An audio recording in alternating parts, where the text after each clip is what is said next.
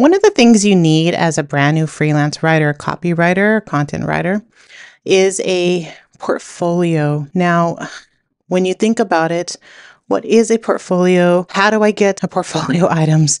What do I need? And all that stuff. Because you see lots of different freelance writers, they have a portfolio page, or you see on LinkedIn, or you see in other places where like, wow, is that a portfolio or not?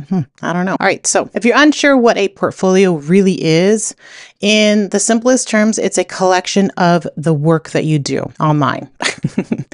So I'm talking to writers here. So it's the written work that you've done online that you can showcase in one place, which is your portfolio. The great thing about this, especially since we're doing this online, is that there are multiple places you can have a portfolio so that you can market yourself to a bigger audience. So don't limit yourself to just one place to house all of your writings. You can create a LinkedIn profile and under experience list all of your client work or writing samples or whatever you have there, but there are other places you can show your samples in your portfolio. So you might be wondering, what should an ideal portfolio include so that you can catch clients, win clients with just that one page? What is necessary? So I'm trying to go through the just basic things that you need to have in your portfolio so that when a client comes to your page, they're not confused,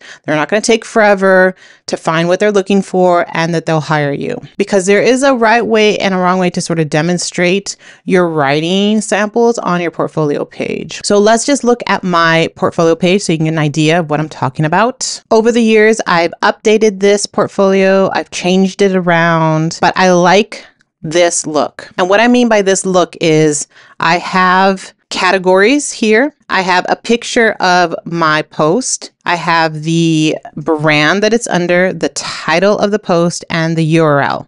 And this is all clickable. I like this. There are plugins that do this. You can do this yourself with the editor, the WordPress editor, if you have a WordPress blog. And so it's easy for clients to find what they're looking for. I want to get digital marketing clients. So that's the first thing that I'm showing. And I'm showing the first most popular or the brands that I want to feature. I do want to feature WordTune, GoDaddy, Smart Blogger, because those are big brands, because people in digital marketing know those brands.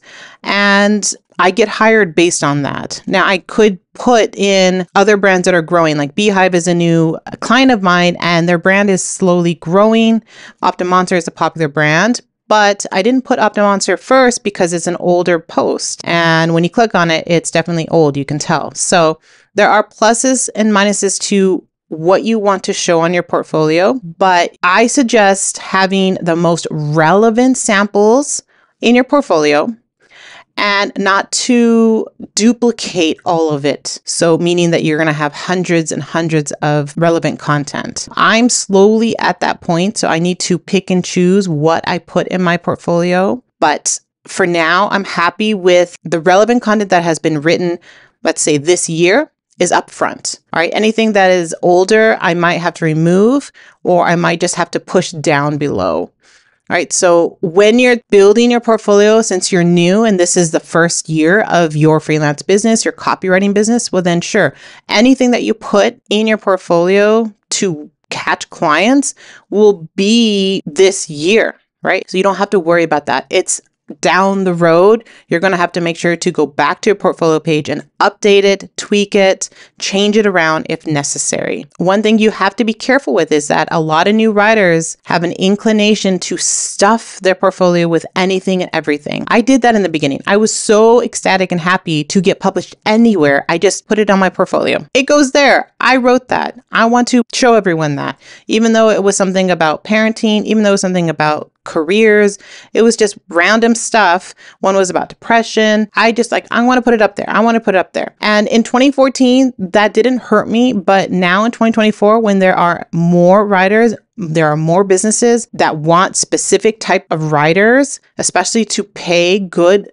money for it. Because at the time, I didn't care what I got paid. I just wanted to get paid. But if you want to get a good, decent wage for your writing, then you need to have a portfolio that has relevant content that is based on your niche. And that isn't overstuffed with every single thing that you've written online. Okay. Pick and choose the best samples of your writing to be in your portfolio.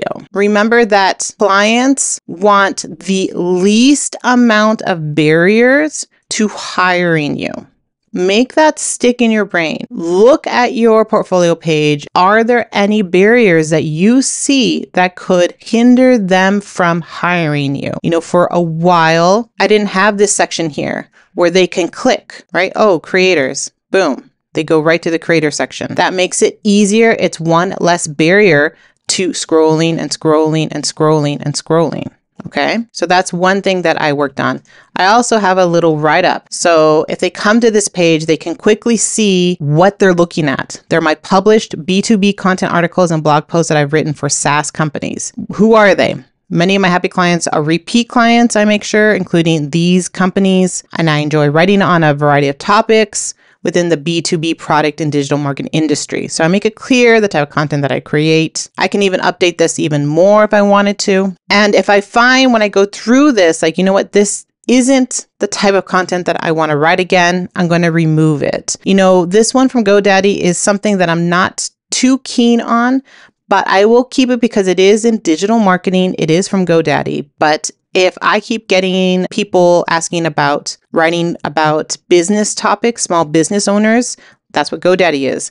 I may realize that maybe this is what's attracting them, and I'm going to remove that from my portfolio because I do want to mostly write for the creator economy, and my latest clients want me to write about the creator economy and also some B2B stuff, right? And I'm happy with that. Besides the barriers to think about, also make sure that your portfolio is logical, that it is free of errors, so that when people come and click on something, that it is clickable, all right? Because all of those things, again, are barriers. If they hover over an image and it doesn't click, they may not want to invest on somewhere else to click, you know, to scroll over to find where it clicks. You want to make it seamless. You want to make it easy for them to find what they want, click on what they want, read it, make sure that it has your name somewhere as soon as they open it, right? That it's attributed to you. All of those are winning signs to help a client trust you more and want to hire you faster. All right. So hopefully that helped you in understanding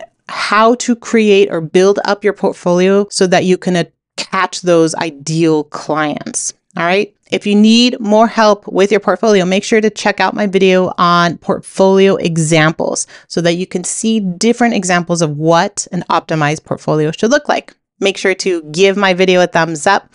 Make sure to give my video a thumbs up. Subscribe to my channel if you haven't already, and I will see you in that video.